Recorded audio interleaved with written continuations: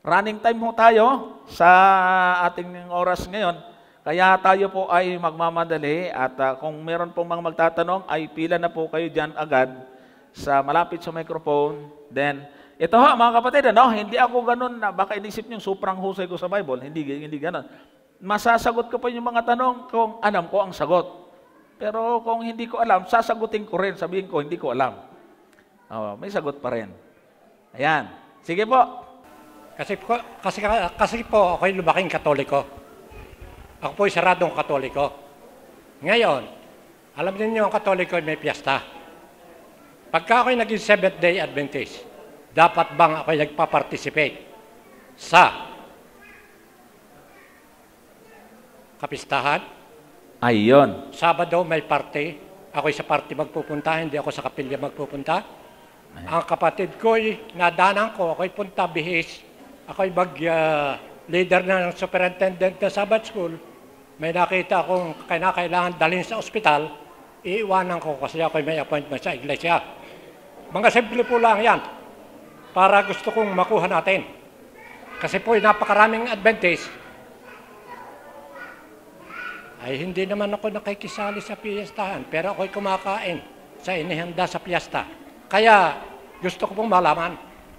Ayan, magandang tanong Unang-una, mag-participate bilang mga Seventh-day Adventist, tayo ba ay pwede mag-participate sa mga kapistahan, lalo na pagka merong nakasabay, halimbawa, samba, pista, alin ba? Siyempre, alam natin, dapat ang ayon sa kalooban ng Panginoon, dapat sa Kanya tayo. Yung mga pista, mga kapatid, actually, kahit hindi Sabado, personal kong sagot, ay hindi kailangan. No? Kasi pinag-iinuutosan tayo ng ating Panginoon na dapat mag-iba tayo. No? Huwag tayong makipamaris dun sa iba. Kasi alam natin, ang kapistahan, yan ho ay pagdiriwang nila sa kanilang sinasamba at pinaniniwalaang Diyos-Diyosan. At hindi ho marapat sa atin na alam natin ang tunay na Diyos, tapos makikipamista tayo doon. Ngayon, meron pong mga case na nagtatanong, sabagay, ibang case naman yon. Ikaw ang nandoon sa lugar na may pista at mayroong dumating na mga nakikipamista. Participation ho ba yon? Yung pakainin mo, yung mga bisita, yung mga ganyan. Sa pagpapakain, hindi naman nagpakain ikaw dahil sa pista, kundi may dumating na bisita, pwede yon. Kaysa naman sa hindi mo pakainin. Porque ba may pista, hindi ka na magluluto, hindi mo na pakainin. So, at least, pag nagpakain ka, hindi yun dahil sa may pista, kundi may bisita. Kahit naman hindi pista, at pag may dumating, nagpapakain tayo. Di ba? Pero kung sa pamimista, ay dinidiscourage na ho tayo mga kapatid. Dahil wala na tayong pagkakaiba doon sa bagay na yon. So, yun pong ating masasagot. Tungkol naman doon sa parang isa pang illustration, ay papunta na, nakabihis na, punta na ng simbahan. Pagkatapos ay may dadaanan na emergency, mga kapatid, ay kung ating titingnan yung ginawa ng Panginoon nung nandito siya sa lupa, ay nagpapahalaga siya doon sa mga taong kailangan ng tulong. Nagbigay pa nga siya ng illustration Kung meron anyang tupa na mahulog sa hukay, hindi ba araw ng Sabat, inaahon ninyo? Sagot niya yon doon sa mga Pariseo at Eskriba na sinita siya nang magpagaling siya sa araw ng Sabat. So hindi ho masama ang tumulong sa nangangailangan sa araw ng Sabat, lalo na pag-emergency. Amen. Hindi po, halimbawa, kapitbahay nasunugan at mayroong nasugatan, kailangan dalhin sa ospital, araw ng Sabat, tapos tayo lang naman ang may kakayanan para dalhin yon, ay hindi ho tayo nakakalabag doon sapagkat nagliligtas po tayo ng buhay. So yan po yung aking maisasagot doon sa tanong na yon. Ngayon lang ay wala tayong matalatang mababanggit tungkol doon sa kapistahan kasi pag binasa natin yung 1 Corinto 10:25 na tungkol sa mga kapistahan dyan, ay yung tungkol na may kinalaman yun doon sa napunta ka sa lugar, pista, may pagkain. Kung hinahandog mo niya, sabi ni Pablo, kainin mo. Huwag ka na magtanong-tanong, pero pag may magsabi sa'yo, na hinandog sa Diyos-Diyosan yan, huwag mo nang kainin, baka makatisuran. So, yun po yung ating masasagot po doon sa tanong. Yan. So, yung tanong ko po ay pang general. So, I mean yung pangkalahatan. So, makikita po ba natin ang Ama sa langit? Mhm. So, yun po yung tanong. Makikita ho natin yung Ama. Oo, kasi kung hindi natin makita, paanong nasabi ni Juan na nasa kanan si Kristo, wala namang nakita. Di ba, lumuklok si Kristo sa kanan? Nabasa natin sa aklat ng Apokalipsis. Paanong nalaman kung hindi nakikitang Ama, paano nalaman na si Kristo ay nasa kanan ng Ama? So makikita ho, may mga luklukan po doon. At pati yung Banal na Espiritu, yung presensya ay na binanggit din po sa atin, na yun po ay mag-a-appear po doon sa langit. No? Mula pa sa Genesis hanggang sa bagong langit, bagong lupa, ay ang tatlong sangkap ng kadyusan ay hindi po nawawala. Yan po. Bali, ang katanungan ko po ay, sa ating pong paniniwala sa banal na kasulatan, ang ating Panginoong Jesucristo po ay Diyos. Ngayon po, mayroon po sa akin nagre-recruit na isang Muslim na kung saan sa kanilang Quran daw, ang ating Panginoong Jesucristo ay tao lamang. Alin mo ba ang tunay dito sa dalawang ito? Kahit nga sa Biblia, mayroon din nang nagsasabing may nakasulat, mayroon din naniniwala, hindi naman Muslim, hindi rin naniniwala sa Quran, pero naniniwala si Kristo tao lamang. Pero gusto ko munang bigyan ng talata ho yung kapatid na nagtanong, brother, yung tungkol sa makikita ba yung Ama, maganda 3:21 ng Apokalipsis ay pwede natin kung mayroong magtatanong sa atin. Ganito yung nakasulat sa talata. Ang magtagumpay, aking pagkakaloobong umupo kasama ko sa aking luklukan, gaya ko naman na magtagumpay at umupong kasama ng aking Ama sa kanyang luklukan. Bagaman hindi sinabi niya makikita o hindi, pero kung makita natin si Kristo nandun sa luklukan, yan doon din yung Ama, makikita sa kanyang luklukan. Ngayon, tungkol doon sa si Kristo ay tao lamang, maliho yun. Walang ganun sa Biblia. Ang pinakamaganda ay tanggapin natin kung ano nakalagay sa Biblia. Si Kristo po ay may dalawang kalagayan. Kaya pag mayroong nakausap tayo, sasabihin si Kristo tao, huwag natin tututulan. Kasi mababasaw talaga at nagkatawang tao siya, totoo naman, nung magkatawang tao siya, totoong tao, hindi tao-tauhan. Kaya nga tayo po ay mayroong pahayag sa ating statement of belief na si Kristo ay, sabi po doon ay, true man and true God. Totoong tao, ibig sabihin, sabi nga, 100% human, 100% God. Siguro ang magandang tanong, meron bang talatang ganon sa Biblia? Kaya sinabi po natin na siya ay totoong tao dahil sa naranasan at dumaan siya sa proseso ng isang tao. Bagaman sa kapangyarihan ng Diyos, pwede naman siyang bumagsak sa lupang malaki na.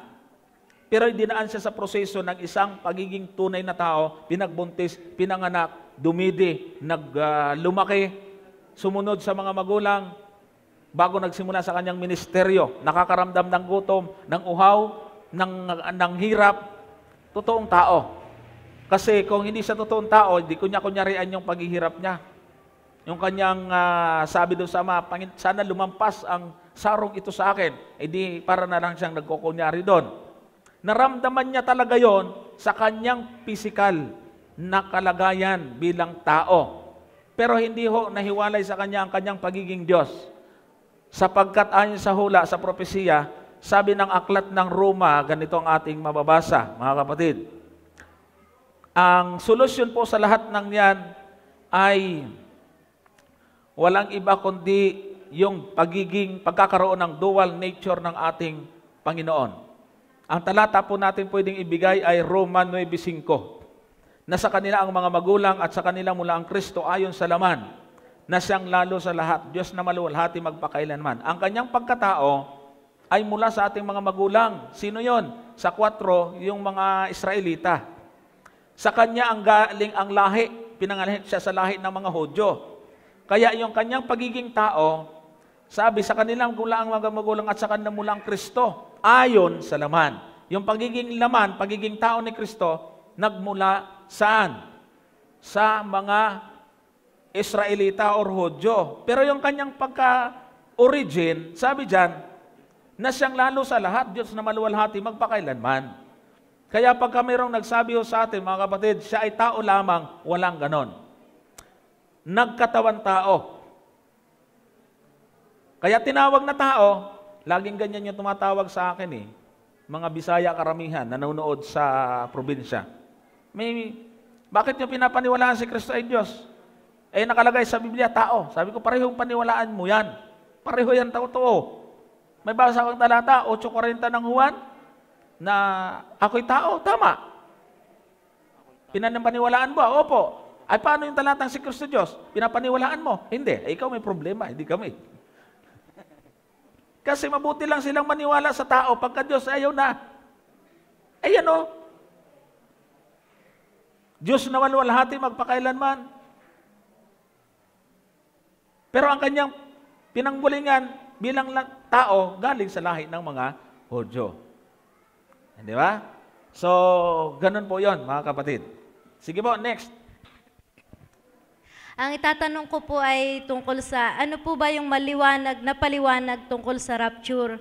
Kasi may mga nakausap po akong born again noon na ang sabi nila, yung rapture ay may uunahin na kukunin. May maiiwan din. At yung mga maiiwan, yun ang makakaranas ng persecution?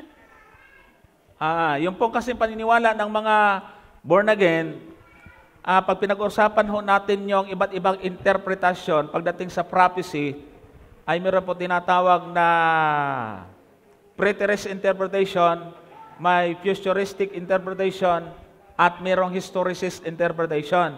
Tayo po ay nasa historicist interpretation. Yung mga preterism, ay yung mga futurism, ay meron po siyang paniniwala o computation sa prophecy na tinatawag po nating gap theory. Merong 7 years tribulation before second coming. No? Merong 7 taon na tribulation. At sa pagitan nun, ay ano po, doon magkakaroon ngayon ng rapture, mga kapatid. Yung rapture, hindi po, hindi tayo tutol. Ang secret rapture, tutol tayo. Kasi pag sinabing rapture, yan po ay pag-agaw sa mga maliligtas. Aagawin sa alapaap, kukunin. Rapture tawag nun. Pero pag nilagyan ng secret, ay wala yon. Ang rapture na mababasa natin sa Biblia, ito. Sapagkat ang Panginoon din ang bababa mula sa langit, na may isang sigaw ay tinig ng arkanghel at may pakakak ng Diyos, at ang nangamatay kay Kristo ay unang mga bubuhay na mag-uli. Kung magkagayon tayong nangabubuhay na nangatitira ay aagawin, yun yung rapture. Kasama niya sa mga alapaap upang salubungin ng Panginoon sa hangin, at sa ganito isa sa Panginoon tayo magpakailanman. Yung mga nabuhay, unang nabuhay, mga matuwid. Kasi mayroong ikalawang pagkabuhay, yung mga makasalanan. Ang unang mabubuhay, aagawin kasama ng Panginoon, sasalubong sa Panginoon, yung mga hindi naman namatay, na matuwid, na aabutan ng Panginoon, ay magkakasabay sila sasalubong sa Panginoon, aagawin. Yan, sabi sa Bisaya, kayaw ba? Kayaw sa langit. Yan. So yun yung rapture. Pero yung sinasabi kasi ng mga born again, yung secret rapture, yung talinghaga na mayroong nagigiling, yung isa kukunin, yung isa may iiwan, ang paniniwala ng secret rapture ay ang pangit. Dahil pag matuwid ka at ikaw ay piloto at dumating ang rapture, biglang mawawala ang piloto, bahala na yung mga pasahero mo. Ganon siya. Driver ka, ni-rapture ka, patay ang mga pasahero. Biglang wala ng driver. So yun po ang secret rapture na sinasabi nila. Bigla na lang mawawala. Di ba? Katabo niyan, bigla na wala. Yun ang paniwala nila. Wala pong ganon sa Biblia. Kasi ang pagdating ng ating Panginoon ay, sabi nga ay, sa talata ay, may sigaw, may tinig ng arkanghel, may pakakak ng Diyos. Paano maging sikreto yan? May trompeta, maingay ho yan. May sigaw ng tinig ng arkanghel. Sigawan ka kaya? Sikreto pa yon. Ang sigaw pa yan ng arkanghel. Sinong arkanghel yan? Si Kristo yan. May tinig. May sigaw. Kaya hindi pwedeng maging sikreto. Okay na sana yung rapture Pag nilagyan ng secret, wala na. At kung yung born again kasama mo, ay sigurado secret rapture yung gusto niyang sabihin. Kaya pag binasa po natin yung Apokalipsis, hindi po pwede yun kasi sa 1:7 ng Apokalipsis, narito siya pumaparito nasa mga lapaap at makikita siya ng bawat mata at ng mga nagsiulo sa kanya at ang lahat ng mga angkan sa lupa ay magsisitaguhoy dahil sa kanya. Gayon din siya nawa. Lahat ng mata makakakita. Sige po. Nakita ko po yung talata, diyan na rin po ako huhugot ng tanong. Tayo po bilang mga Seventh-day Adventist ay naniniwala na yung mga matuwid na banal ang makakakita sa Panginoon. Bakit itong mga nangagsiulos na mga makasalanan, at alam naman nating sila yung mga sinugo para magpahirap sa ating Panginoon, ay kabilang sa makakakita sa Kanya. Samantalang, ang atin pong paniniwala, ang makakakita sa Kanya, yung mga matuwid. Sapagkat sasabihin ng mga masama at makasalanan, ay itago ninyo kami sa dumarating. Sapagkat ayaw nilang makita. Tabunan na ng sabi nila ay ng mga bundok. Ayan. Thank you po. Ibig po sabihin niyan ay walang lihim, makikita. Yung mga nagsitago doon sa Kapitulo 15, yan, yung binabanggit mo, yung mga hari sa lupa at mga prinsipe at mga pangulong kapitan at mga mayayaman at mga makapangyarihan at mga bawat alipin at bawat laya ay magsisipagtago sa mga yungib. At sinasabi na sa mga bundok at sa mga bato, mahulog kayo sa amin at kami inyong itago sa mukha na nakaupo sa luklukan at sa galit ng kordero. Hindi nakita nila, ago lang sila, takot, makasalanan. Paano na naman nakita nakaupo sa luklukan? Ibig sabihin, hindi sila makatitig. Pero nakita nila. Makasalanan, lahat alam nila. Pati yung mga aagaw doon sa bumababang New Jerusalem, nakita din nila yon. Ano? Nakikita po din nila yon. Ibig sabihin, nakikita, aware ka. Ano mo yon? Hayag. Hindi yung wala kang alam. Yun po ang ibig sabihin ng makikita siya ng lahat ng mata. Kasi yun ang konteksto. Hindi lihim ang kanyang pagdating. Yan po yan. Sabi doon sa Mateo, di ba? 5:7, malinis ang mapalad ang may malinis na puso, makikita nila ang Diyos. Yun yung mga matuwid ay talagang, sabi nga, pag tayo nakarating doon sa langit, face to face po natin, makakasama uli ang ating Panginoon. Kasi po yung mga nagsiulos ay matagal nang wala at patay na. Pagdating ng Panginoon, bubuhayin niya yung matuwid na banal. Itong mga nagsiulos po ba ay matatawag nating special resurrection, bagaman sila ay hindi mga banal, sila ay bubuhayin para lamang makita yung pagdating ng ating Panginoon. Alam niyo, nang mamatay ang ating Panginoon, yung mga bantay doon, ng mga gwardya, ginawa lang naman nila yun ayon sa utos ng pamahalaan ng Romano. Hindi naman nila gusto talaga yon. At meron doong bantay na nang mamatay ang Panginoon, sabi niya, tunay na ito'y anak ng Diyos. Kaya who knows, no? Ayaw nating isara ang ating pananaw doon. Baka yung mga yon ay maligtas nga. No? Kaya kung ating babasahin yung pangyayari ng malagutan ng hiningang ating Panginoon, nagkaroon ng lindol, tapos, di ba, ang templo nahapak yung tabing, nagdilim. Kaya nalaman ng mga kawal, totoo ngang anak ng Diyos ang Panginoon. Kaya, hindi natin alam kung gaano kasigurado na itong talatang ito ay nagpapahiwatig na yung mga nagsiulo sa Kanya ay maliligtas nga. Hindi natin pwedeng sabihin na sila ay mapapahamak. Pero base sa talata, ay maaaring ito nga ay sinasabi lang special resurrection, kung tawagin, sa ating mga Adventist. Yan po. Sige po, next na... Meron lang po kung gustong maliwanagan tungkol sa talatang ito. Di po ba't kapag may nangyaring mga kasamaan, ang lagi po nating sinasabi at ang may kagagawan ay si Satanas o kaaway. Subalit ito pong nakalagay po dito sa Isaias 45 talatang 7, ay ang sabi po dito ay ang Panginoon ay gumagawa po siya ng mabuti, pero yung kasamaan ay ginawa rin po niya. Sayas 45. Ayan. Tama po. 7. Nakalagay po dyan, aking inilagay ang liwanag at nililikha ko ang kadiliman. Ako'y gumagawa ng kapayapaan at lumilikha ako ng kasamaan. Ako ang Panginoon na gumagawa ng lahat ng mga bagay. Magandang tanong po yon. Maraming talata po sa Bible na minsan ang hindi naman talaga niya ginawa ay parang ang kredito ay nasa kanya, pero ang totoo, pinapahintulot. Ang mga Bible commentary, ang kanilang explanation po niyan, sa mga Bible commentator po at mga Bible scholar, ay ipinahihintulot ng Diyos na mangyari yung mga bagay na ito para maging leksyon at paalala sa mga tao. Actually, yung mga palo na sinasabi, na yung mga talata sa Biblia, pinapalo niya. Actually, hindi talaga palo yon. Ipinahihintulot niya na mangyari sa atin ang masaklap na nagiging karanasan para magsilbing paalala sa atin.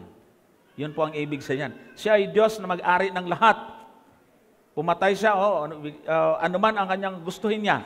Kaya pinapahintulot yung mga bagay na ito, dahil mas kontrolado niya ang lahat, pinapahintulutan niya. Kay Job, di ba alam naman natin yon. Pinahintulot niya po yan, pero hindi siya may kagagawan. So yun po ang ibig sabihin ng talata, brother. Pinapahintulot ng Diyos ang mga pangyayaring ito. Yan. Ang tanong ko po ay makikita sa Marcos 7, verse 19, sapagkat hindi ito pumapasok sa kanyang puso, kundi sa tiyan at ito'y nilalabas sa tapunan ng dumi. Sa ganito'y nililinis niya ang lahat ng pagkain. Yun po ang pinangawakan ng iba kung sakaling sa pagkain ng pag-uusapan. Ganito po yan mga kapatid. Doon sa aking lecture ay meron po doon na tinatawag na kahalagahan ng context. Pag nagbasa po tayo, yun yung ibig sabihin na pag nagbasa ka, huwag ka agad interpretation. Observation muna. Papasok tayo sa konteksto. Ano ba yung pinag-uusapan? Ano ba yung tinutukoy dyan? Kasi dapat iunawain natin siya sa paraan ayon sa kanilang presenting pinag-uusapan. Ano ang kanilang tinutukoy? Ano ba ang tinutukoy ng Panginoon nang sabihin niya ang mga salitang yan? Unang-una po mga kapatid, kung inyong mapapansin doon sa ating lumang ang Biblia, ay meron po diyang nakapahilis. Nakikita niyo po yan, mga kapatid? Yung ating itim na Biblia ay nakapahilis po dyan yung sa salitang ito'y.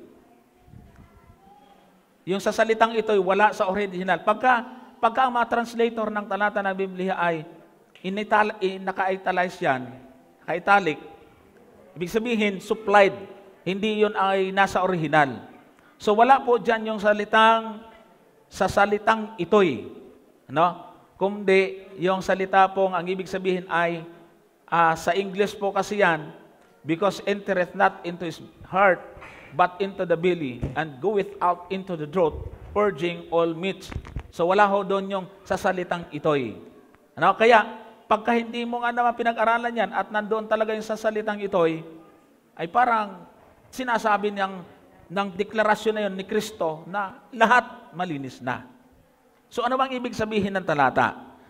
Puntahan natin yung konteksto, mga kapatid. Ito po ang nakalagay sa talatang 1 hanggang 2 at ituloy natin hanggang 3 siguro ito. At nag-isama sa kanila ang mga parasiyo at ilan sa mga eskriba na nagsisipag galing sa Jerusalem. At kanilang nakakita ang ilan sa kanyang mga alagad na nagsikain ng mga tinapay ng mga kamay na marurumi sa makatuwid bagay ng mga kamay na hindi niya hinugasan. Sapagkat ang mga Farisiyo at ang mga Hudyo ay hindi nagsisikain kundi muna nangaguhugas ng maingat ng mga kamay na pinangahawakan ang mga salit-saling sabi ng matatanda. So doon pa lang makikita ho natin ang punto ng sentro ng conversation nila. Sinita ng mga alagad, ng mga Hudyo, mga Parisiyo, ang mga alagad, sabi na sa Panginoon, sa talatang 2, nakita ang ilan sa mga alagad, hindi naghugas bago kumain. Tradisyon nila, bago kumain, maghugas ka ng kamay. So bakit nilabag ang tradisyon? Kasi, pagka ikaw nga naman, pumunta ka sa kung saan-saang lugar, marumi talaga, marurumihan yung kamay mo. Bago ka kumain, kasi ang mga Hudyo, sobrang higpit sa kalinisan. Ano? Kahit nga yung mga asawa nilang inaagasan may buwanan, ay hindi nila pwedeng hawakan. Yung bangkay ng hayop, hindi nila pwedeng hawakan. Sobra sila sa kalinisan. Pag hindi ka nagugas ng kamay, kumain ka, marumi yun. Yun ang sinagot ni Kristo. Na yung pumasok, na hindi naghugas ng kamay, ay hindi nakakahawa sa tao yon. Hindi, wala akong kinalaman sa baboy yan. Sabi po dyan ay tinapay. Ayun, mabasa niyo sa talatang 2. Tinapay. Ang nangyari sa iba, tumalon, napunta sa tangkal, napunta sa baboy. Yung tinapay, ginawang baboy. Pusit o ano pa. Tinapay yung pinag-uusapan. At nung araw, ang tinapay, wala mang palaman na baboy. So, ang pinag-uusapan nun dyan mga kapatid, ayan o, 5. At siya'y tinanong ng mga Parisiyo at ng mga eskriba, bakit ang iyong mga alagad ay hindi nagsisilakan ayon sa salit-saling sabi ng matatanda, kundi nagsikain sila ng kanilang tinapay ng mga kamay na karumal-dumal? Oh. So, yung kamay, ang karumal-dumal doon, hindi yung kinain yung kinain nila. Yung kamay, ang tingin ng mga Hudyo, marumi kasi hindi na hinugasan. Binandampot sa tinapay, kinain. Sinagot ng Panginoon. Sabi ng Panginoon doon sa 19, sapagkat hindi pumapasok sa kanyang puso kundi sa kanyang tiyan, lumalabas dakong daanan ng dumi. Nililinis niya ang pagkain. Tanong ito mga kapatid, sino ba yung nagsasalita dyan? Sino? Sino nagsasalita dyan? Si Kristo. Ay sinong tinutukoy ni Kristo na niya? Bakit may tinutukoy siyang second person? Dapat first person. Siya nagsasalita di ba? Thank you po. Sinsya na salamat talaga. Supportive tong asawa ko Kaya, layo pa ng pinanggalingan yan. Thank you. Ito po ay aking laging backup. Dahil ito po ay study Bible na meron pong mga mabibigat na mga scholar na may mga comment doon sa mga talata ng Biblia. Kaya pagka may tanong, pag tinignan natin doon, yung aking mga sinasagot na ibaron ay galing po dito. Dahil ito yung mga hindi bias na mga scholar. Talagang nagpapaka-loyal sila at nagpapaka-seryoso sila sa kahulugan ng talata na hindi nila hinahuluan ng doktrina. Yon. Ngayon, dito, sino po yung niya na tinutukoy dito ni Kristo? Sapagkat, sabi niya, hindi pumapasok sa kanyang puso, kundi sa kanya. So yung kanya, yung niya na yun, yan din yung kanya. Sino yung kanya? Sa taong kumakain. So, pagka ginamitan natin ng syntax analysis, yung grammatical interpretation, yung niya, yung sinasabi dyan na sapagkat hindi pumapasok sa kanyang puso, yung taong kumakain. Kundi sa kanyang tiyan, di yun ang kumakain yon. Therefore, siya yung sinasabi dyan na nililinis niya. Bakit? Pag kumain ka ng tinapay, unang sabihin man natin, hindi gaanong nahugasang mabuti. Hindi ka man maimpyerno, hindi ka naman paratangan nagkasala. May sistema tayo sa ating katawan, naglilinis. May digestive system tayo. Nililinis po yan, no yung nutrients din-distribute sa ating buong katawan at yung waste, yung dumi, ay inilalabas sa dakong daanan ng dumi. Ayan din sa talata. So, sabi pa sa aming pananilita doon sa Masbate, diha rabon Diyan din lang sinagot. Di ba? Nandyan lang din ang sagot, mga kapatid. Kaya lang, itong mga mahihilig sa mga bawal, ay nako, nakapasok ang baboy sa tinapay. Maling-mali po yon. So, kailangan lagi natin i-consider ang konteksto, mga kapatid. Kaya, yun po ang ating may sasagot dyan. Brother, hindi ako mahilig sa baboy, ha? Ito ang itatanong ko po, brother, kasi may marami ako nakausap na mga taga Plaridel po ako. Marami po ako nakakausap sa aming bayan, sa Plaridel, na mga born again, oneness, dating daan, anything na religious group dun sa aming bayan. Ganito po ang sabi nila, nang si Kristo daw po ay mamatay sa krus, lahat daw po ay nilinis na ng ating Panginoon. At binuklat pa po nila sa akin ang Gawa 10, versikulo 12 hanggang dito po sa may 15. Na ang sabi po dito ay naroon ang lahat ng uri ng mga hayop na may 4 na paa at ang mga gumagapang sa lupa at ang mga ibon sa himpapawid. Dumating sa kanya ang isang tinig, tumindig ka, Pedro, magkatay ka at kumain. Subalit sinabi ni Pedro, hindi maaari, Panginoon, sapagkat kailanman hindi ako kumakain ng anumang bagay na marumi at karumal-dumal. Muling dumating sa kanya ang tinig sa ikalawang pagkakataon. Ang nilinis ng Diyos ay huwag mong ituring na marumi. Yun po ay sabi ng mga born again. Paano po ba ang gagawin natin ito, brother? Ano po ba ang may sasagot nyo po dito sa tinatanong ng iba kong mga kasamang ibang religious group? Kasi nang mamatay nga daw si Kristo ay nalinis na ang lahat ng bagay at wala nang anumang marumi sa paningin ng ating Panginoon.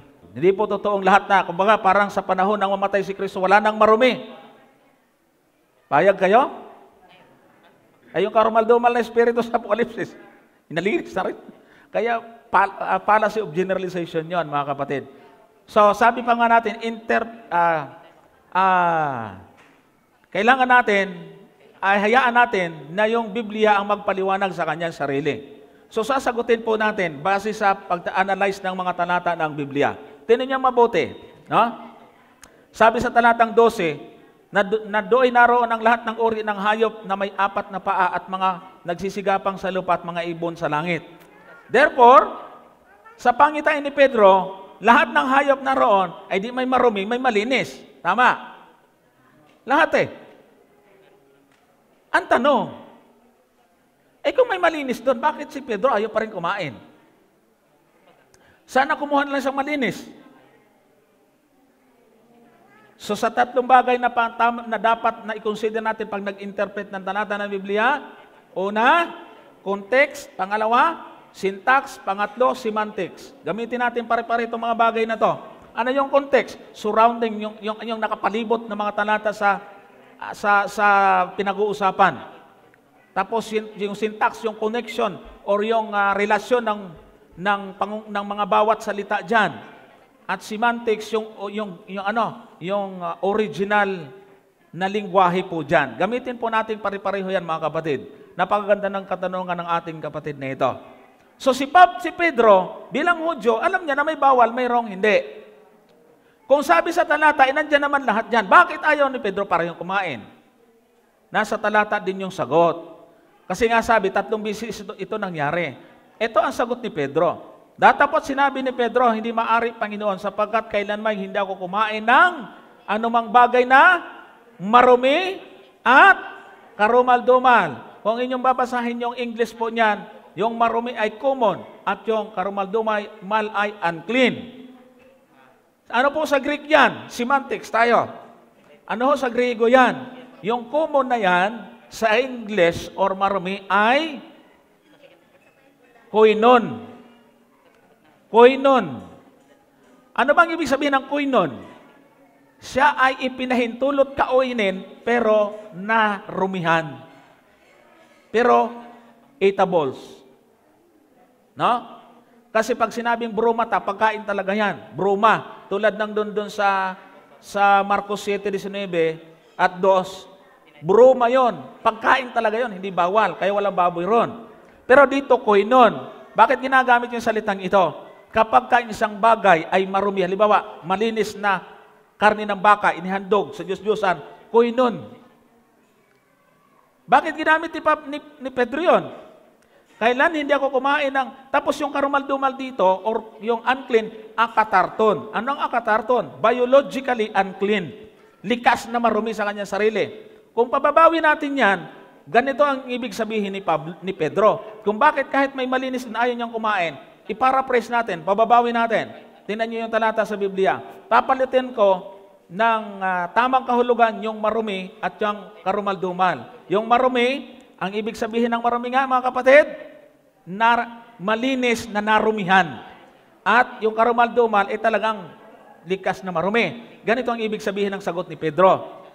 Datapot sinabi ni Pedro, ayan, tingnan nyo, hindi maaari, Panginoon, sapagkat kailanman hindi ako kumain ng anumang bagay na malinis pero narumihan at ng talagang marumi.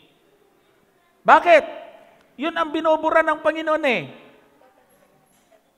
Yun ang kultura ng mga Hudyo. Pag Hudyo ka, hindi ka pwede makipag-usap sa mga hintil. Marurumihan ka din. At yun ang dahilan na nakita na kailangan burahin ng Panginoon sa kultura ng mga alagad. Paano silang mangangaral sa mga hintil? Di sila pwede makipag-usap. Dahil pakiramdam nila, magiging marumi din sila. Kaya kailangan ipakita ng Panginoon sa pamagitan ng pangitain na mawala sa kanila ang ganong kaisipan. Meron ng malinis na hayop. Ang problema nakita ni Pedro, paano itong manok na to? Nakapatong sa baboy. Di ko nun, malinis na sana. Nakahalo naman sa marumi. Kaya nga kumot eh. Ibig sabihin ng kumot, talagang nagkakalakipan. Nagsasanib talaga sila. Buti sana kung tangkal, talagang nasa kabilang sulok. Pero ibig sabihin, malambot na bagay, na ibig sabihin ay dapat maglakip-lakip. Kaya sinagot ni Pedro, Panginoon, kahit kailan di ako kumain ng malinis, nakahalo sa marumi. Paano natin nalaman? Semantics. Greek word. Kaya, sabi sa 15, at mulong dumating sa kanya ang tinig sa ikalawa, ang nilinis ng Diyos ay huwag mong ipalagay na marumi. Kung sana sinabi diyan, ang mga hayop na nilinis ng Diyos, ay huwag niyong ipalagay na marumi. Ayos na sana. Pero may sinasabi diyang nilinis. Payag ho ba kayo? Namatay si Kristo para sa mga hayop? Para lilisin yung baboy? Hindi. Namatay siya para sa atin. Yun ang kasalanan ng kanyang nilinis. Kaya lang, akala ni Pedro, sila lang na mga Hudyo ang malinis, yung mga hintil hindi. Kaya naintindihan ni Pedro ang nangyari. Di ba mga kapatid? So, kung ating titingnan dito, ang naging conclusion at pagkaunawa ni Pedro, tinan nyo mabuti ha, itutuloy natin. 17, samantalang natitilihan totoo si Pedro sa kanyang sarili kung ano ang kahulugan ng pangitain ng kanyang nakita. Narito ang mga taong sinugo ni Cornelio na may ipagtanong ang bahay ni Simon ay nangagsitayo sa harap ng pintuan at nangagsitawag at nangagtanong kung si Simon na pinamagatang Pedro ay nanunuluyan doon. Samantalang iniisip ni Pedro ang tungkol sa pangitain, ay sinabi sa kanya ng Espiritu, narito hinahanap ka ng 3 tao. Dapat magtindig ka, manaog ka, sumama sa kanila na huwag kang mag-alinlangan ng anuman sapagkat sila'y aking sinugo. Tingnan mo mabuti yung programa ng Diyos at yung pagkakasunod-sunod. Sabi ng Espiritu, hinahanap ka ng 3 tao. Huwag kang mag-alinlangan, sumama ka. Kung hindi sila kinausap ng Espiritu, sasama si Pedro? Malabo. Hintil yung naghahanap eh. Ang nag-utos, hintil din, si Cornelio. Malabong sasama si Pedro. Pero wala siyang nagawa. Sabi ng Espiritu, huwag kang mag-alinlangan, sumama ka sa kanila. Ngayon, sumama nga. At pinanaog ni Pedro ang mga tao at sinabi, narito ako ang hinahanap ninyo. Ano baga ang dahil ng iyong pagparito? At nagkwento ng ang mga sinugo na ang senturyong si Cornelio, taong matuwid, matakotin sa Diyos, ay mabuting patutuo at sa buong bansa ng mga Hudyo, ay pinag-uunawa ng Diyos sa pamamagitan ng isang banal na anghel na ikaw ay paparunin sa kanyang bahay at upang makarinig sa iyo ng mga salita. May purpose pala talaga. Tinawagan ng Panginoon itong si Cornelio, mabuting tao, matulungin. Kung si Pedro naman, talagang sa pamamagitan ng utos ng Espiritu, ay hindi ho siya nagdalawang isip.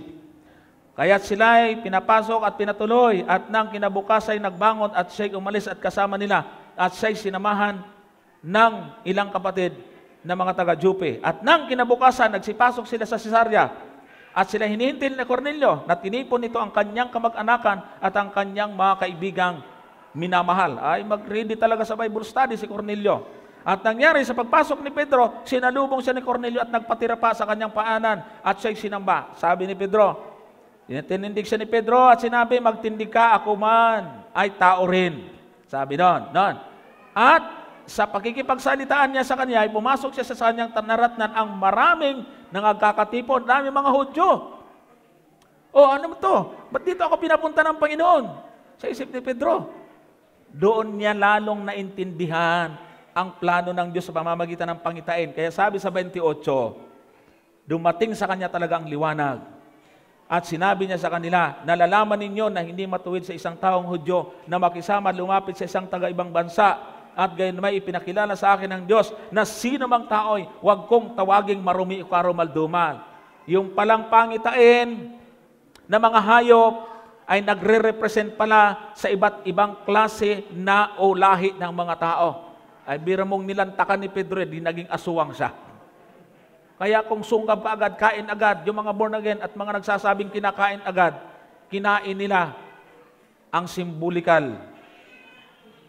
Ang napakagandang plano ng Diyos sa kaligtasan para sa mga hintil, napunta sa baboy. Nakakalungkot mga kapatid Napakaganda ng mensahe ng pangitain sa Aklat ng Gawa, sapagkat ipinapakita ng Diyos sa mga alagad, humayo kayo sa mga hintil. Ang mga hintil ay tinubos din, nilinis din yan. Ay biro mo napunta na lang sa baboy at yun ang gustong bakbakan. Kaya nga sa 34 sabi ng mga alagad, sabi ni Pedro, at binukan ni Pedro ang kanyang bibig at sinabi, tunay ngang natatalastas ko na hindi nagtatangi ang Diyos ng tao. Biro mo yan? Nakarating tayo sa 34, sila hanggang doon lang sa paglilinis. Ano ang nakikita ho natin dito?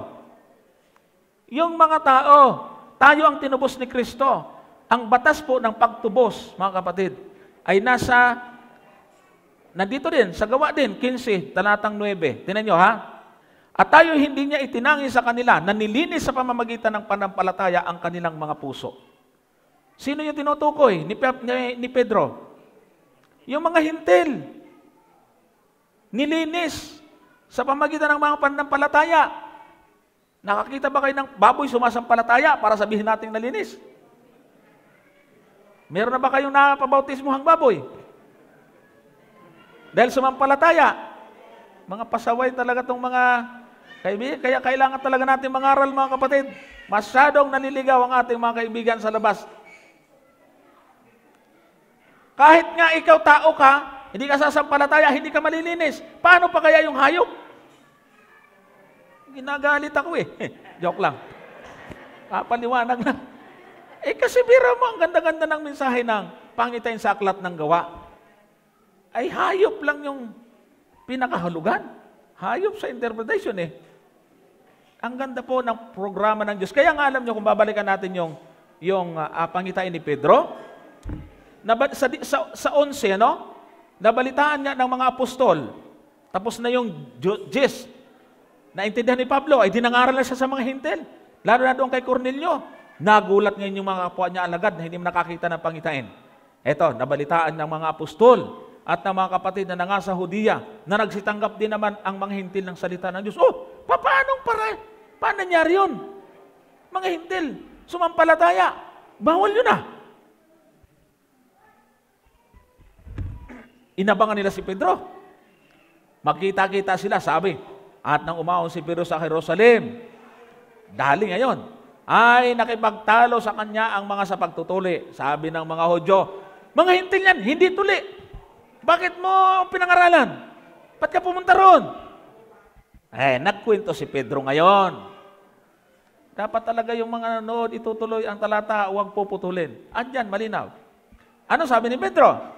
At nagsipagsabi, nakikisalamuha ka sa mga taong hindi tuli at kumain kang kasalo nila. Sabi ni Pedro, Datapat si Pedro ay nagpasimula at ang kadahilanan ay isinaysay sa kanilang sunod-sunod na sinasabi, ako'y nanalangin sa bayan sa Jope at sa kawalan ng diwa, nakita ko ang isang pangitain na may isang sisidlang bumababa na gaya ng isang malapad na kumot na inihugos mula sa langit na nakabitin sa 4 na sulok na dumating hanggang sa akin. At nang iyo'y aking titigan, ay pinagwari ko at aking nakita ang mga hayop na may 4 na paa sa lupa at mga hayop na ganid at ang mga nagsisigapang sa mga ibon. At narinig ko naman ang isang tinig nagsabi sa akin, magtindig ka Pedro, magpatay ka at kumain. Nagkwento si Pedro. Kayo bakit? Kumbaga ganito, mga kapatid, kung bakit ako nangaral sa mga hintil, nakakita ako ng pangitain na ayun ang tinititigan ko, mayroong kumot, daming hayop. Sabi ng tinig, magtindig ka, magpatay, kumain. Nung maintindihan ko, kailangan pala mga hintil, huwag natin ituring na marumi. Kaya ako nangaral. Di naintindihan ng kapwa mga ngaral, mga alagad. Ang hindi lang nakaintindi, yung sinabi po ninyo, anong grupo nga yun? Born again na naman. Kawawa ito mga born again. Lagi. Alam niyo ang mga born again, madaling mahikayat. Hindi lang sila naigagayad sa tama. Puro lang kasi biyaya Praise God! Wakutin the Lord! Hallelujah! Manampalataya ka lang, ligtas ka na. Sabayan pa ng paniniwala na once saved, always saved. Patay na. Tigra, kahit baboy. Ano man yan. Banat. Biyaya na tayo Wala nang marumi. Wala na raw marumi. Sabi lang po nila yon, mga kapatid. Kaya, kailangan po ang talata po ng Biblia ay dapat po natin inuunawang mabuti, mga kapatid at mga kaibigan. Tingnan niyo mabuti Sa teka, bakit ba dito ako? Dito. 2 Korinto 6, sa verse 17. Ito, sagot natin to kapatid, no? Sabi nila, namatay niya si Kristo, wala nang marumi. Lahat nilinis na. Ito, pabasa mo sa kanila. Patay na si Kristo dito, nabuhay na, nasa langit na nga Kaya nga, magsialos kayo sa kanila at magsihiwalay kayo, sabi ng Panginoon, at huwag kayong magsihipo ng mga bagay na marumi at kayo'y aking tatanggapin. O, paano ngayon yan? Sino tama? Sila o yung Biblia? Meron pang marumi. Pinapaiwas nga ang mga Adventist. Kaya nga sabi po natin, ang sinabi sa isang talata ay hindi nangangahulugan, yun na ang sinabi ng buong Biblia. Kailangan magkaroon ng harmony. Kailangan mapagkakasundo natin ang bawat talata. Biro mong conclusion, lahat malinis na. Paano ngayon yan? Kung malinis na, bakit pinaiiwas pa mga Kristiyano doon sa mga marurumi? Ano yan? Akatarton yan, na sinasabi po dyan. Na pinapaiwas. Mayroon pa. Ang nilinis na marumi, yung kasalanan. Yun talaga namatay si Kristo para sa tao, hindi para sa mga hayop. Wala naman doon sa Tesalonica, sa pagdating ng Panginoon, yung mga namatay kay Kristo, bubuhayin, yung mga buhay, aagawin, kasama yung mga hayop. Wala! Iwan yung mga hayop. Kaya kung nilinis na, hindi sasama sa langit. Okay po, ito po yung aking pong katanungan. Hindi po ito tungkol sa pagkain. Ito po sa aklat ng 1 Pedro, chapter 3. Simula po sa verse 18. Sabi dito, sapagkat si Kristo man ay nagbataring minsan dahil sa mga kasalanan, ang matuwid dahil sa mga di matuwid upang tayo magdala niya sa Diyos. Siyang pinatay sa laman, ngunit binuhay sa Espiritu. Verse 19, na yan din ang kanyang iniyaon at nangaral sa mga espiritong nasa bilangguan, na ng unang panahon ay mga suwail, na ang pagpapahinood ng Diyos ay nanatili nung mga araw ni Noe, samantalang inihahanda ang daong, na sa loob nito'y kakaunti, sa makatuwid ay 8 kaluluwa ang naligtas sa pamamagitan ng tubig. Ang tanong ko po dito, Brother Johnson, ay ano ba ang ibig sabihin dito na si Kristo nung siya ay nabuhay, siya ay nangaral doon sa mga nasa bilangguan? At sino po itong mga nasa bilangguan? Yun po yung aking pong katanungan, sapagkat ito po ay minsan narinig ko minsan sa isang telebisyon na ginamit na sinasabi doon na meron pang pagkakataon yung mga patay, yung mga makasalanang namatay, mayroon pang pagkakataon na maligtas sapagkat ito yung teksto na kanilang ginagamit kasi sabi dito sa verse 20, sila yung mga tao na mga suwail nung panahon ni Noe. So ano pong ibig sabihin po noon? Iyan, thank you po. Napaganda. Konteksto po ulit tayo. Yung 19, binasa natin yung 19. Binibigyan tayo ng lead, yung idea kung ano ang ibig sabihin ng talata. Dahil sa 20 na binasa po natin, na ng unang panahon ay mga suwail na ang pagpapahinuhod sa ng Diyos ay nanatili noong mga araw ni Noe. Samantalang inihahanda ang daong na sa loob nito'y kaunti sa makatuwid bagay 8 kaluluwa ang nangaligtas sa pamamagitan ng tubig. So, ito po ay nagpapakita tungkol doon sa mabuting balita or ebanghelyo ng kaligtasan. Kung titingnan po natin, tinuturo tayo sa panahon ni Noe. Yung pong mga bilanggo na binabanggit ho dyan, espiritu na nga sa bilangguan, ay dito yung espiritu as in, espiritu na alam natin na nakakulong. Hindi pwedeng ikulong ang espiritu eh. Ito po ang ibig sabihin ay mga kaisipan ng taong nakabilanggo sa kasamaan sa panahon ni Noe. Ano? Nangaral sila sa kaya nga binabanggit doon sa verse 19, dito, di ba, na iyan din ang kanyang iniyaon at nangaral sa mga espiritong nasa mga bilangguan. Sabi po doon sa isang komentaryo, Christ preaching through Noah to the unbelievers of his days. Si Kristo pala yung kanyang espiritu na mismo ang nag-guide sa pamamagitan ni Noe sa mga espiritu ng tao sa kanyang kapanahonan na nakakulong sa maling sistema ng kamalian. Nakakulong doon sa kasamaan. Yun ang ibig sabihin. Kaya nga pag binasa ho natin yung aklat ng Isayas sa 61 at 1, ito po ay tumutukoy din po at katuparan po nito ay ang ating Panginoon. Tingnan nga natin to. 61 verse 1. Ang Espiritu ng Panginoon Diyos ay sumaas sa akin, sapagkat pinahiran ako ng Panginoon upang ipangaral ang mabuting balita sa mga maamo. Kanyang sinugo ako upang magpagaling sa mga bagbag na puso, upang magtanyag sa kalayaan sa mga bihag, at magbukas ng bilangguan sa nangabibilanggo. Kung tawagin ho ito ay Messianic prophecy, na pagiging sa panahon ni Noe ay umiiral na yung Espiritu ng ating Panginoon na nag-udyo kay Noe para pangaralan ang mga taong nakabilanggo sa kasalanan. Hindi sa Espiritu na nakakulong. Ang Espiritu, ang kulungan, Espiritu din. Paano yon?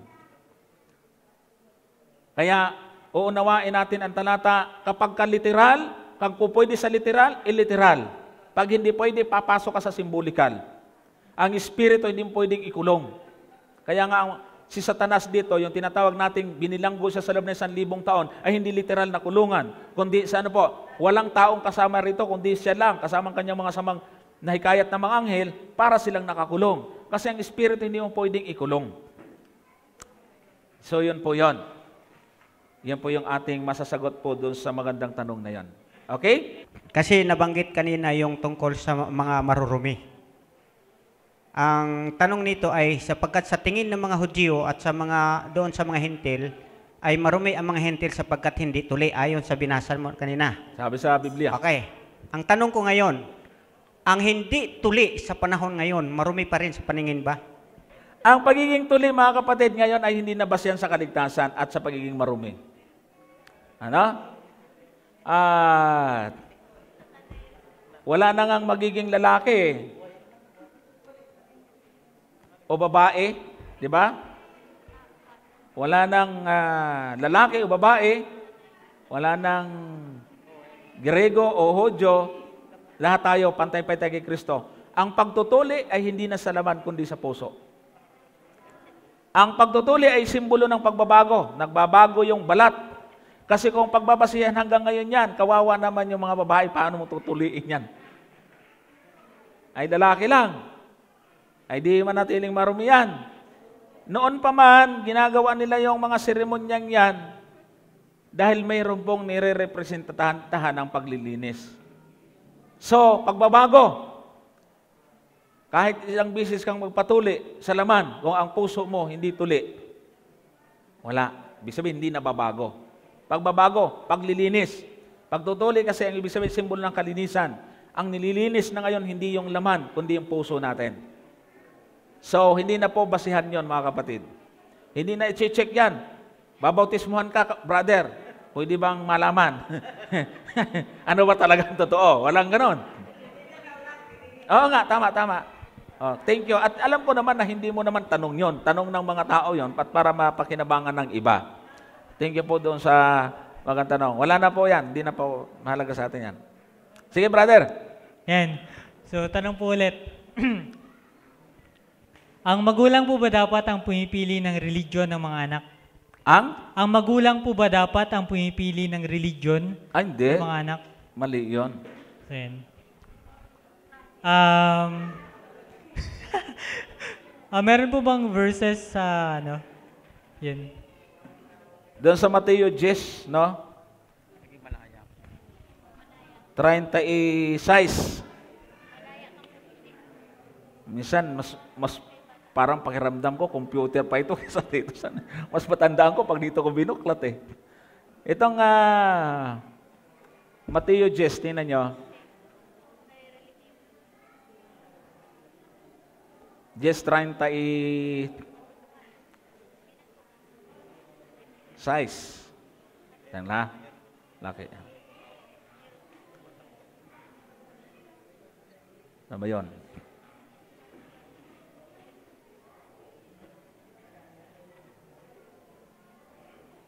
Yan. Ito muna. Ito. Huwag ninyong isiping ako'y naparito upang magdala ng kapayapaan sa lupa. Hindi ako naparito upang magdala ng kapayapaan, kundi tabak. Anong ibig sabihin?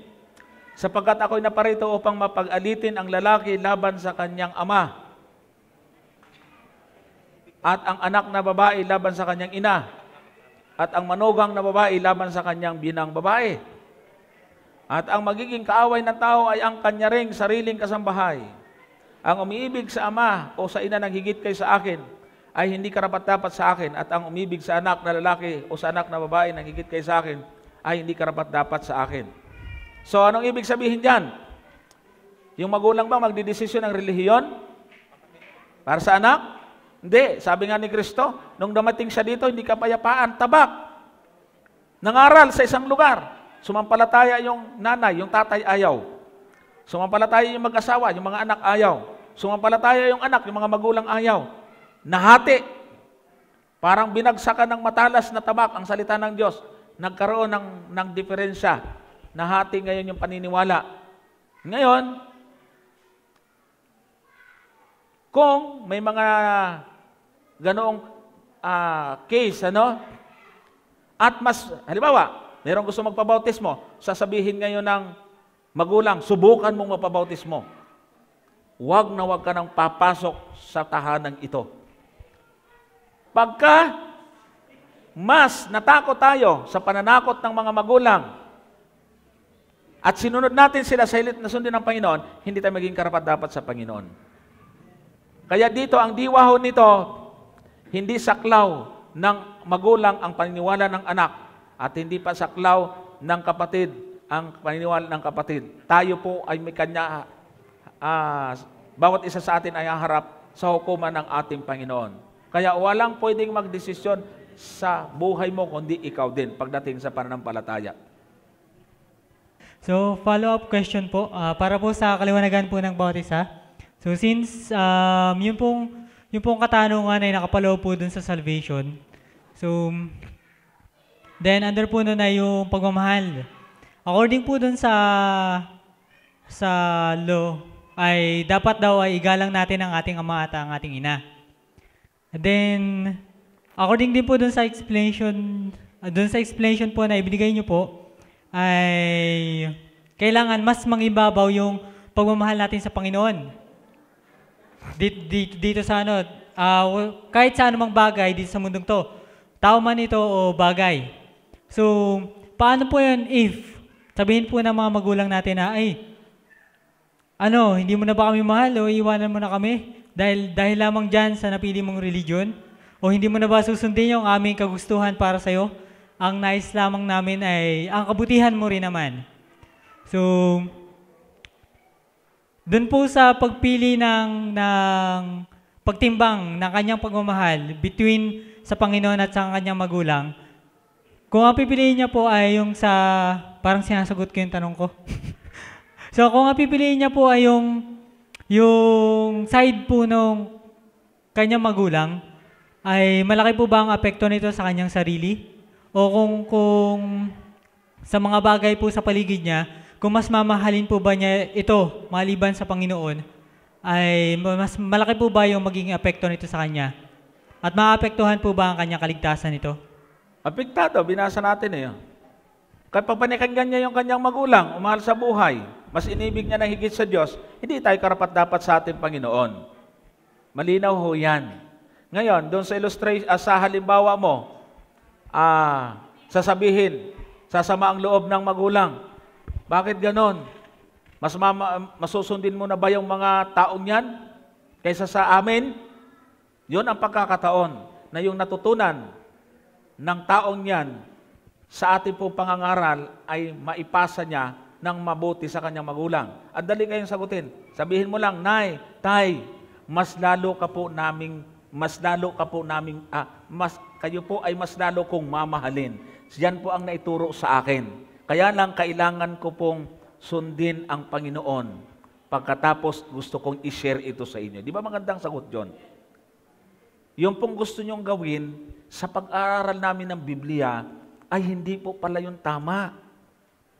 Kaya gusto ko pong sabihin sa inyo kung ano ang tama. Ganito po ang nakasulat sa Biblia. Hindi pala linggo, Sabado pala. Pero siyempre dadaan tayo sa pag-aaral.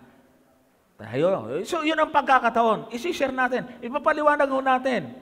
Hindi po ibig sabihin ay susuway na natin yung mga magulang. Susundin natin ang unang Panginoon at ipapaunawa natin sa ating mga magulang. Ganun po yun. At napakarami pong mga kasaysayan na nagpasimula sa Kanya. Bandang huli, lahat, buong pamilya, pati mga kamag-anak na malayo, lahat ay naging Adventist. Kaya sa mga nakakaalam ng mga magagandang aral dito, ay huwag po nating hayaan na mas dominahin tayo at mas payuhan tayo nang hindi naman nakarinig. Tayo nakarinig eh. Tapos maniwala tayo doon, ay, huwag ka nang babalik dyan. Eh, ikaw nga itong nakarinig na maganda ang napatutunan. Hindi, mas maganda i-share natin sa kanila. Ngayon mga kapatid, wala na po tayong time. Meron po tayo mamaya siguro para magkaroon tayo ng pahinga. Pagkatapos ay mamayang gabi uli. Nakinabang ba tayo mga kapatid? Sana po ay hanggang sa susunod ay magsama-sama tayo, manatili sa bawat isa sa atin yung pananabik na sa tuwi-tuwin ay ating pong bigyan ng panahon ang pag-aaral ng salita ng Diyos. Kung meron po kayong mga Facebook, i-add nyo po ang page ng pag-aralan natin. No? O kaya hanapin nyo po ang aking pangalan, Johnson Amican. Add nyo po ako doon. Lahat po ng mga video na ating ina-upload ay mapapanood po ninyo doon. I-share nyo po sa inyong mga kaibigan na nasa iba't ibang mga lugar. Mga kamag-anak na nasa ibang bansa, i-share po ninyo sapagkat napakarami po ang nakikinabang ng ating pong ministeryo. Patuloy nyo rin po kaming isama sa prayer. No? Sana ay makumpleto natin yung ating mga gamit para pagka mayroon pong mga production, gusto po naming tulungan kasi yung aming kasamaan sa Hope Channel dati ay nandyan ngayon sa South Central, si Brother Edward Rodriguez. Siya ngayon yung nandyan sa communication yata. At kaya pag mayroon pong kailangan, Pastor, huwag pong mahiya, sabihin sa amin at kung libre naman kami, ay bibigay po namin ang aming panahon para i-document. Sabagay, nung nakaraan doon sa Lipa, ay kami rin ang nung mga nakaraang na kinyal, kami rin po yung nandoon. At yan po ay ating ginagawa mga kapatid. Hanggang may hininga, hanggang may buhay, tutuloy po natin ang ating gawain. Gawin po natin para sa ikaliligtas ng mga taong hindi pa nakakalam ng pabalita. So, Magandang hapon, happy Sabat po sa inyong lahat, mga kapatid. At thank you po sa pagkakataon na nakasama ko po kayo sa mahalagang paglilingkod at pagsamba sa ating Panginoon sa araw na ito. Pagpalain tayo lahat.